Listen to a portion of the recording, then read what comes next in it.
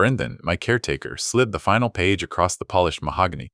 There, Arthur, all done. The full 2.8 million is now secured for your future care, he said, his voice dripping with false sincerity.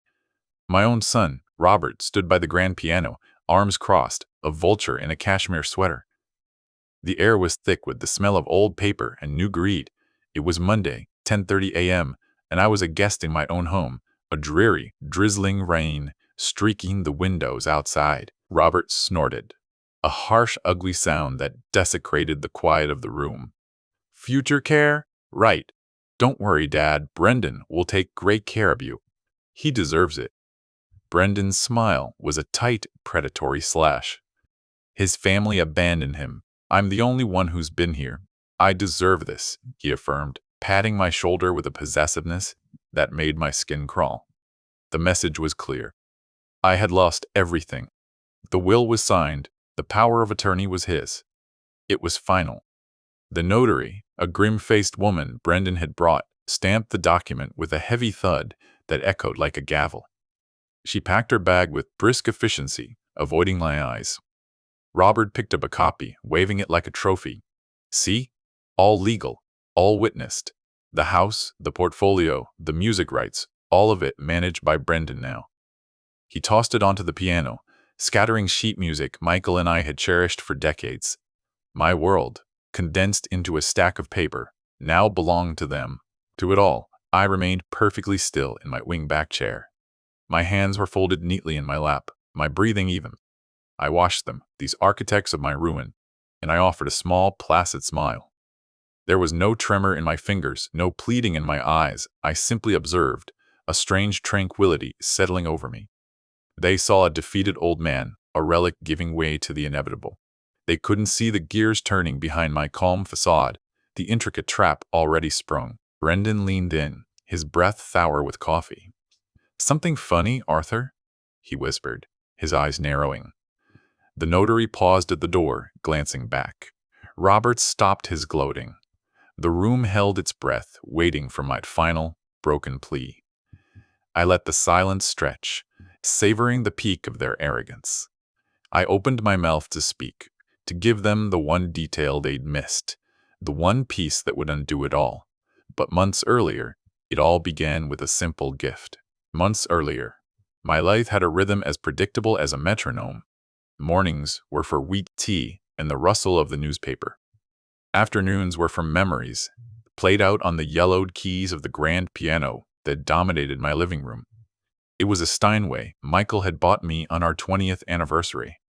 Every note was a ghost, a conversation. The house was quiet, filled only with dust motes dancing in the sunbeams, and the faint recurring scent of lemon polish, a scent I associated with peace. Brendan arrived 6 months ago. He was recommended by a service, all smiles and crisp uniforms. At first he was a godsend. "Let me get that for you, Arthur," he'd say, his voice a smooth bone. But soon a subtle entitlement crept in.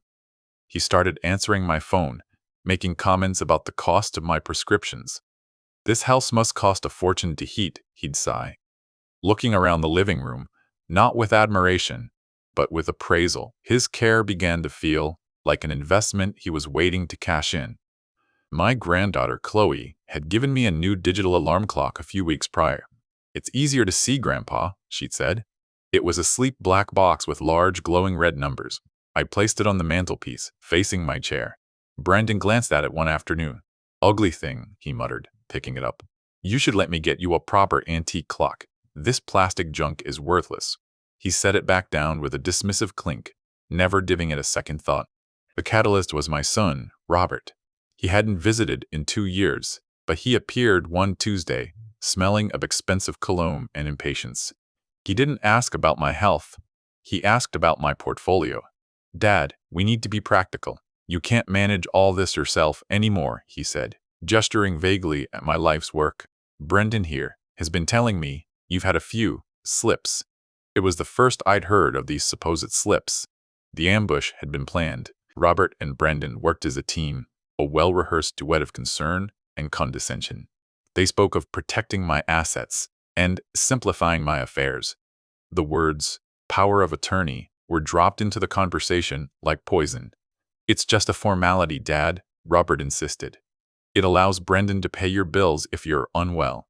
The threat was clear: comply, or they would find a way to prove I was incompetent. My quiet home began to feel like a cage. I remembered a time, just a month into his employment, when my arthritis was a fire in my hands. I couldn't even hold a fork. Brendan had spent an hour gently massaging my fingers with warm oil, his touch surprisingly kind.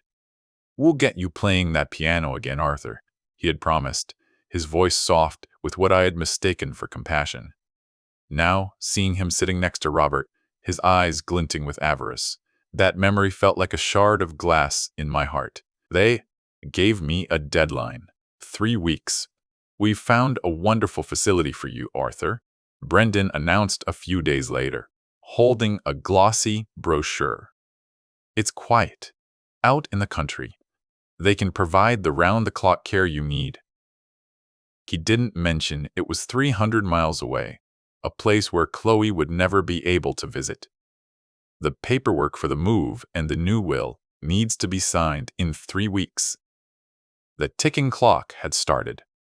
My first attempt to fight back was a disaster. I called my longtime bank manager, Mr. Henderson, a man I'd known for 30 years. I tried to explain the pressure I was under, but my voice trembled with age and anxiety. Halfway through the call, Brendan walked in. "Arthur, who are you talking to?" he asked, snatching the phone from my hand. "Mr. Henderson. He's just a little confused today," he said smoothly into the receiver, before hanging up.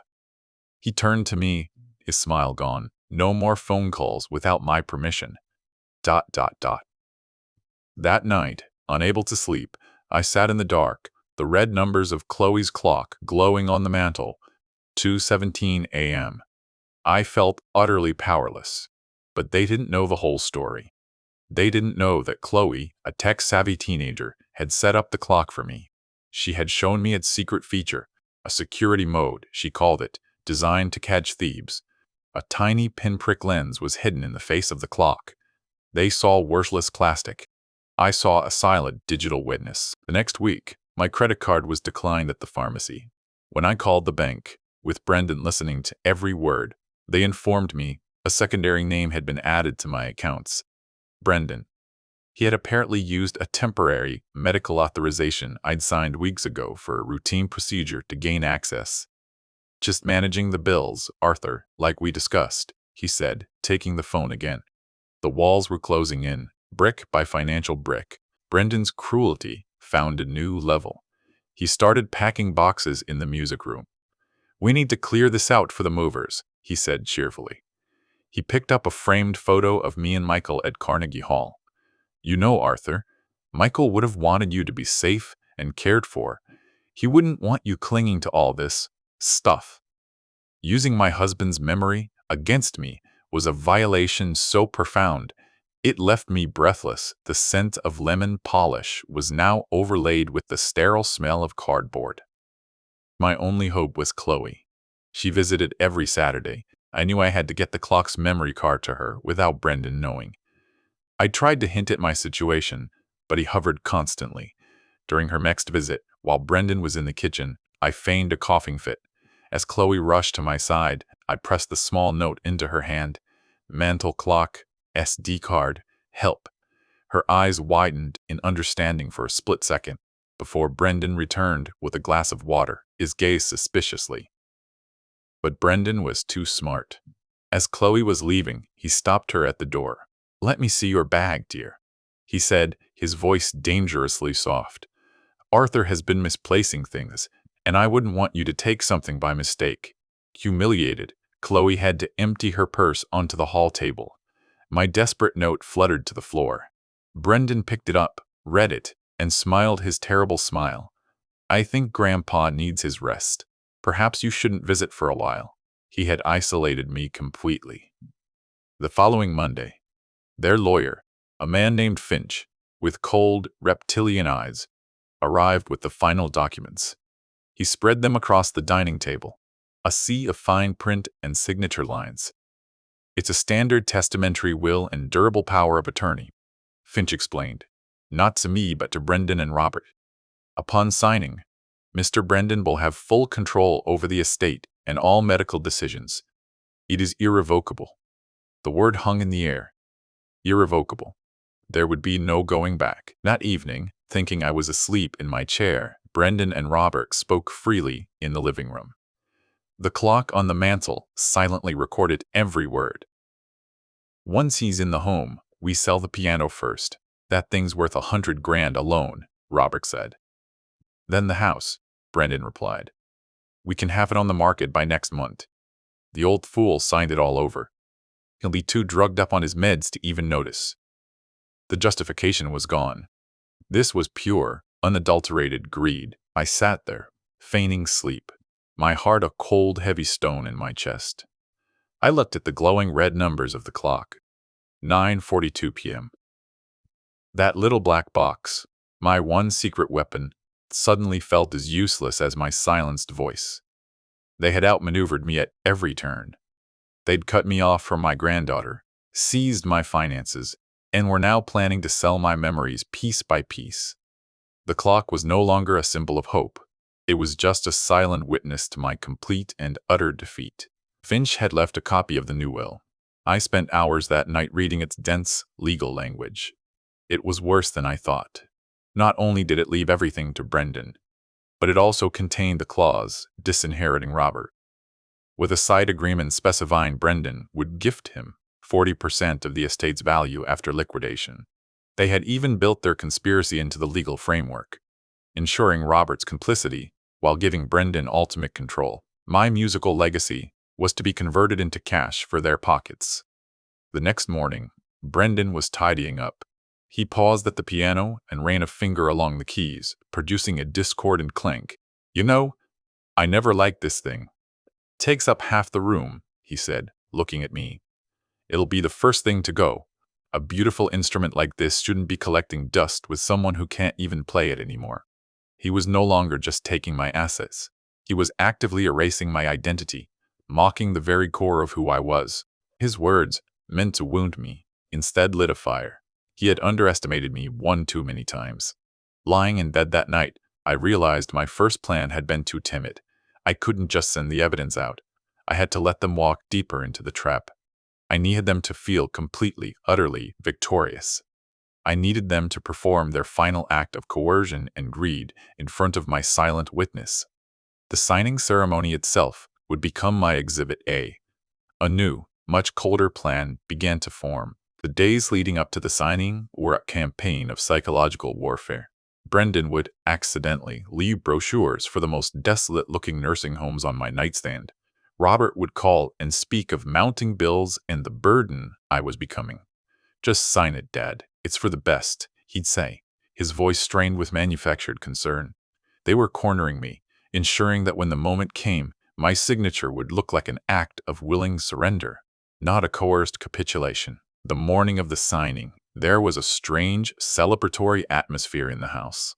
Brendan had made a pot of expensive coffee, the rich aroma a stark contrast to the usual thin, bitter brew he served me. Robert arrived wearing a suit, as if for a corporate merger. They were jovial, magnanimous in their victory. It's a big day, Arthur, Brendan said, patting my back a little too hard. The first day of your secure, worry-free future. The clock on the mantel glowed. 9:15 a.m. Showtime. The notary arrived at precisely 10 o'clock a.m. As she set up, I made a show of weakness. My hand is shaking so much, I murmured, letting it tremble. I don't know if I can sign. Brendan's face tightened. He moved behind me, placing his hand firmly on my shoulder. Now, Arthur, don't be difficult. We've been through this. It's just a signature. His fingers dug into my flesh, a painful, silent command. From its vantage point, the camera in the clock had a perfect view. Just think of Michael, Robert said from across the room, his voice a weapon. He would want you to be looked after, not wasting away in this dusty old mausoleum. The cruelty was breathtaking. They were using my deepest love as leverage, twisting my grief into a tool for their own enrichment. I looked at the pen Finch offered me. its silver barrel gleaming under the lamplight. It felt as heavy as a gravestone. With Brendan's hands still pressing down on me, I took the pen. My signature was a spider's crawl across the page, a testament to my 88 years and the immense pressure of the moment. I signed the will. I signed the power of attorney. With each stroke, I could feel their collective sigh of relief. The notary, efficient and impersonal, applied her seal. And that's when we returned to the beginning, to the moment of their triumph. "Something funny, Arthur?" Brendan whispered, his triumph curdling into suspicion at my calm smile. I finally looked up, meeting his gaze directly. "Not funny," I said, my voice surprisingly steady. "Just complete." I reached over to the side table and picked up a small remote control.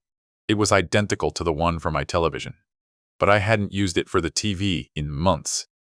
I pointed it at the mantelpiece, at the worthless, plastic digital alarm clock. I pressed a button. The large red numbers on the clock's face vanished, replaced by a small blue light that blinked once. A quiet whirring sound came from the clock, barely audible over the drizzling rain. Robert frowned. "What the hell is that?" Brendan stared at the clock, his confident smirk finally faltering. "What did you do, old man?" The notary, who had been about to leave, froze in the doorway, her briefcase half open. "That clock, Brendan," I said calmly, "was a gift from my granddaughter. She's so clever with technology. She was worried about me being alone, worried that someone might try to take advantage of me." I let the words hang in the air. "It has a security feature. It records video and audio on a continuous loop. It has been recording every conversation in this room for the past 3 weeks." The color drained from Brendan's face. Robert looked like he'd been struck by lightning. That's illegal. You can't record me without my consent," Brendan stammered, his voice rising in panic. "On the contrary," I replied, my tone as cold and hard as steel. "In this state, as the sole owner of this property, I can legally record anything that happens within its walls, especially when it involves discussions about my welfare and my assets." I had checked this fact meticulously with a pro bono legal aid service Chloe had found for me online. I gestured towards the clock. "It recorded you, Robert, planning to sell my piano the moment I was gone. It recorded you, Brendan, detailing how you would liquidate my home. It recorded your lawyer explaining the irrevocable nature of these documents. And just now, it recorded you physically coercing me to sign, with your hand digging into my shoulder, while threatening me with abandonment." The notary's eyes went wide. She took a half step back from the table. Robert lunged for the clock. "I'll smash it," he yelled, his face a mask of primal fear. But before he could reach it, a sharp knock echoed from the front door. Brendan froze, his panic turning to confusion. I smiled again, a genuine one this time. "I believe that will be for me," I said. The knocking came again, louder this time, more insistent. It was the sound of a carefully laid plan, reaching its final, beautiful conclusion. Brendan, looking utterly bewildered, opened the door. Standing on the porch were 2 people, a sharp-suited woman with a briefcase and my granddaughter Chloe, her face set with grim determination. "Good morning," the woman said, stepping inside and brushing past Brendan as if he were furniture. "My name is Eleanor Vance. I'm Mr. Ashford's legal counsel. I believe you had some documents that belong to my client." Chloe stood behind her, holding a small, black SD card between her thumb and forefinger. Ms. Vance surveyed the scene, the documents on the table, the terrified faces of my son and caretaker, the stunned notary. "Let me be clear," she said, her voice cutting through the tension. "We have irrefutable video and audio evidence of elder abuse, conspiracy to commit fraud, and signing under duress. The legal term is undue influence, and it renders every single document you just had signed completely and utterly void." She placed her briefcase on the piano and opened it with a decisive snap. "The notary public here is now a witness to a crime," Ms. Vance continued, her gaze pinning the woman to the spot. "She will have to provide a statement to the police and the state licensing board about the conditions under which my client signed these papers." The notary looked pale, her professional composure shattered. She was now trapped, an unwilling accomplice caught in the gears of my revenge. Robert finally found his voice, a pathetic whine. Dad, I didn't mean it was Brendan's idea. He pointed a trembling finger at his co-conspirator. Brendan rounded on him, his face purple with rage. My idea? You came to me, you greedy little worm. You were complaining about your inheritance for years.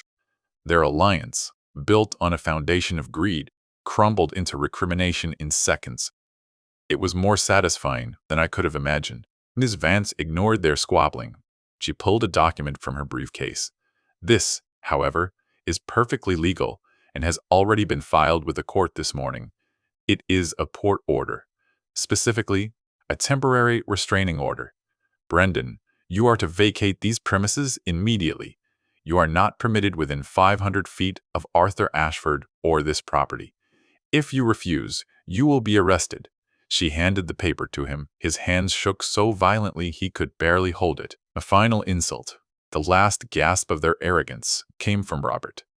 He looked at me, his eyes filled not with remorse, but with pure hatred. You old bastard, he hissed. You'd rather destroy your own family than accept you need help? It was the perfect confirmation of his character. He still saw himself as the victim, even with his entire scheme collapsing around him. He couldn't comprehend that I was never the one who was helpless. Brendan threw the court order on the floor. You think you've won? He snarled at me. You're still a frail old man who can't even pour his own tea. Who's going to take care of you now? His threat was impotent, the last roar of a defeated animal. Chloe stepped forward and took my hand. I will, she said, her voice ringing with clarity and love. And we'll find someone who actually cares about him, not his bank account. Ms. Vance produced another document. And one more thing, I'd taken the liberty of drafting a new will for Arthur. It has been reviewed and is ready for his signature. A new impartial notary is waiting in the car. She turned to Robert. In this version, your name appears only once, in a clause explicitly disinheriting you for your actions. She then looked at the stack of now worthless papers on the table. As for these, they make for excellent evidence. The fight went out of them. Brendan, shoulders slumped, shuffled toward the hall to collect his things. Robert stood frozen, the reality of his financial and familial ruin finally sinking in. He had gambled his relationship with his father, his inheritance, his very decency, and lost it all. The grand piano, which he had planned to sell, stood silent, a monument to his failed coup. The scent of defeat was thick in the air, replacing the smell of coffee and greed. I thought of Michael then, not the memory they had tried to weaponize, but a true one. Him sitting beside me on the piano bench, his laughter echoing, as I fumbled a difficult passage. You never give up, Arthur, he used to say. That's why I love you. He was right. I hadn't given up. I had simply waited, listened, and used their own arrogance as the rope with which they would hang themselves. The disgraced notary gathered her things and practically fled without another word. Ms. Vance used her phone to call the police to oversee Brendan's removal from the property, ensuring the court order was followed to the letter. Robert, looking like a ghost, simply walked out the door without looking back, disappearing into the drizzling rain. The silence he left behind was profound, a clean, peaceful emptiness where the tension had been. Chloe brought the new notary in, a kind-faced man who greeted me with a respectful nod. We sat at the dining room table, the same table where my ruin had been planned just minutes before. With Chloe and Miss Vance as my witnesses, I took the pen. This time, my hand was perfectly steady. My signature was firm and clear. It was a declaration of my survival, my autonomy, my victory. After they left, Chloe came and sat by my chair. She took the digital clock from the mantelpiece, turning it over in her hands. I can't believe they never suspected, she said, marveling at the tiny lens. They saw what they wanted to see, my dear, I told her. A worthless piece of plastic and a worthless old man. I looked at the grand piano, its polished surface gleaming. The faint, clean scent of lemon polish seemed to be returning, chasing away the ghosts of the morning. Later that day, Chloe helped me to the piano bench. My fingers, stiff from disuse and stress, felt clumsy on the keys. But I found a simple chord, a C major, and let it resonate through the quiet house. The note was pure, queer, and full of promise. It was the sound of my life, my home, my legacy, reclaimed. The sound of a silence that was finally, truly, my own. The next few days were a blur of legal activity. Ms. Vance was a whirlwind of efficiency. She filed a civil suit against both Brendan and Robert for emotional distress and attempted fraud. She also forwarded the SD card to the district attorney's office. Their case is airtight, she told me over the phone, her voice crisp with confidence. The video of the signing, combined with their recorded conversation about liquidating your assets, is a prosecutor's dream. They won't just lose, they'll be made an example of. Brendan's former agency called, profusely apologetic. Apparently, he had come to them with forged references. They were facing their own investigation now.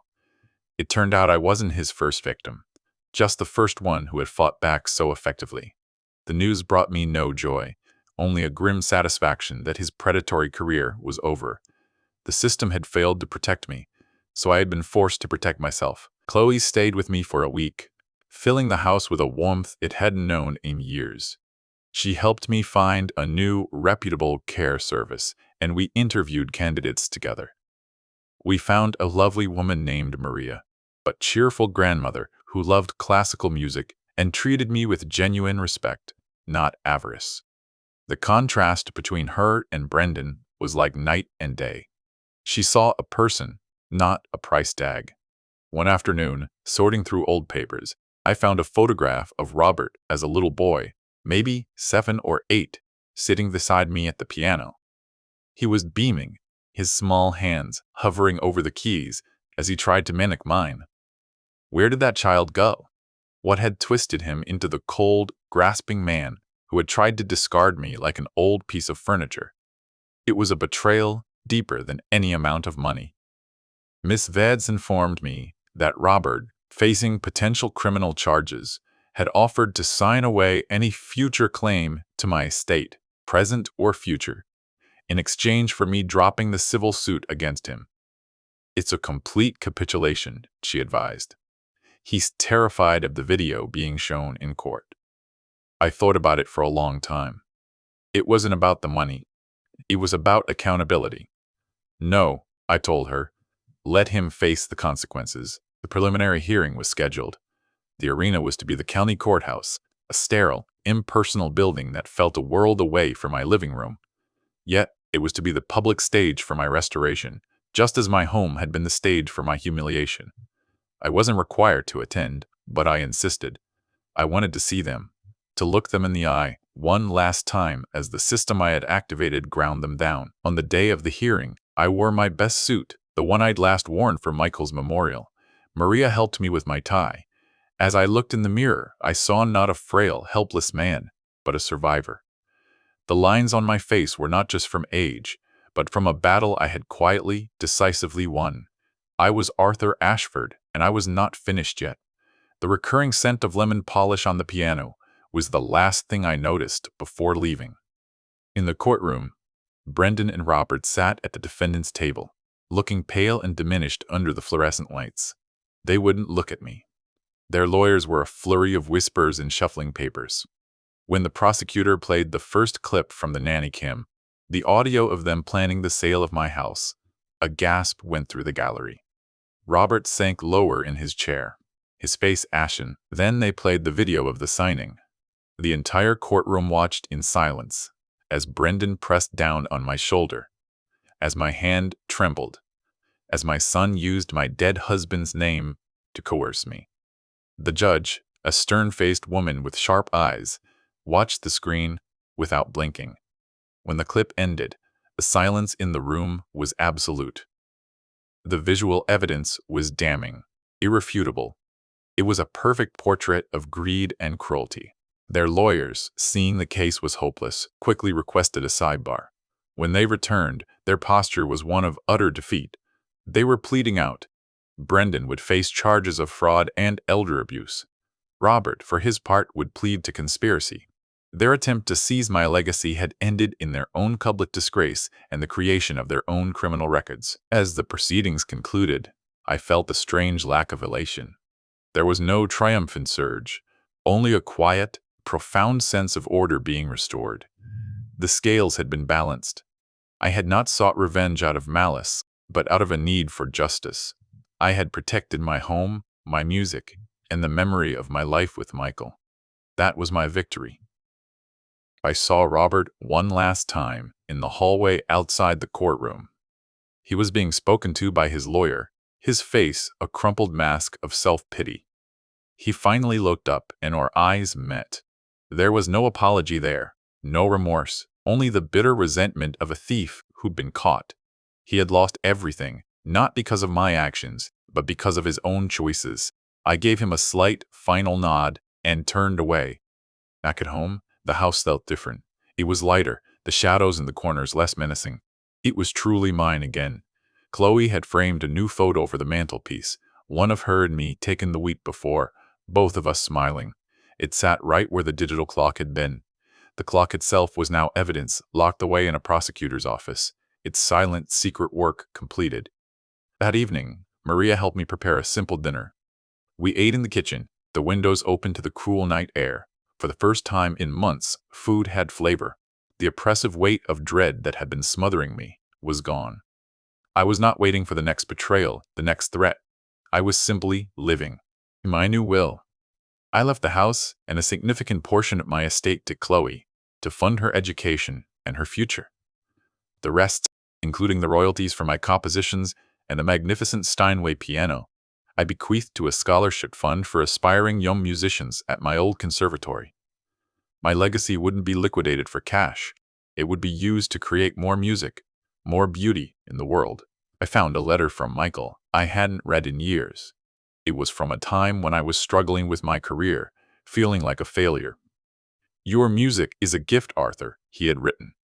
"But your strength is your true masterpiece." Reading those words, I finally understood. The battle at Brendan and Robert wasn't just about a house or a bank account. It was about honoring the strength Michael always saw in me. A few weeks later, a check for $12,500 arrived in the mail.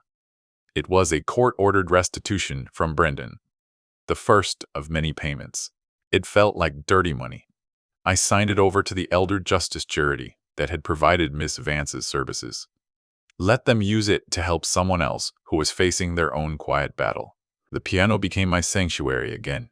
My fingers were still stiff, but I'd practiced every day. I started composing a new piece, something I hadn't done in over a decade. It wasn't a grand, sweeping sonata, but something quieter, more reflective, a piece full of discordant notes, resolving into peaceful chords. It was the sound of my story. Chloe visited often. She never mentioned her father. We didn't need to speak of it. Our bond was forged in the quiet understanding of what we had overcome together. We'd sit in the living room, listening to old records, the sunlight streaming in, illuminating the dancing dust motes. The house was no longer a cage or a courtroom. It was simply a home, filled with peace and music. One crisp autumn afternoon, I finally finished my new composition. I played it through one last time, my fingers moving with a newfound grace over the familiar ivory keys. The final chord hung in the air, a perfect, resonant harmony that filled every corner of the room. I closed the fallboard over the keys, the soft thud of the wood, a final gentle punctuation. My story was told. I stood up from the bench and walked out into the sunlit garden.